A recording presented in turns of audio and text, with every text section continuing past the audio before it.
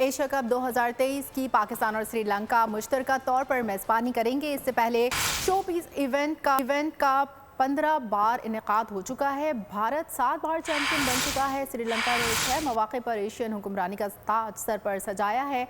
पाकिस्तान पर 2 बार फतह की देवी मेहरबान हुई। वनडे फॉर्मेट में एशियन क्रिकेट पर हुक्मरानी की जंग 1984 से गर्म होने वाले महाज पर लातादाद यादगार मार के हो चुके। इवेंट का इफ्तिताही एडिशन भारत ने अपने नाम किया। यूएई में होने वाले इवेंट में पाकिस्तान, भारत, श्रीलंका ने शिरकत की। भारत ने इसके बाद 1988, 1991, 1995, 2010, 2016 और 2018 में टाइटल अपने नाम किया। श्रीलंका ने 1986, 1997, 2004, 2007 और 2008, 2014 और 2022 में मार्का सर किया। पाकिस्तान 2000 और 2012 में एशियन क्रिकेट का ताजदार बना। 2016 और 2022 के इवेंट्स T20 फॉर्मेट पर मुनाकिद किए गए। एशिया कप में 6 टीम्स शिरकत करेंगी, जिसमें पाकिस्तान, भारत, श्रीलंका, नेपाल, अफगानिस्तान और बांग्लादेश शामिल है। इवेंट का आगाज पाकिस्तान से होगा। 4 मैचेस के अलावा बाकी तमाम टाकरे श्रीलंका में होंगे।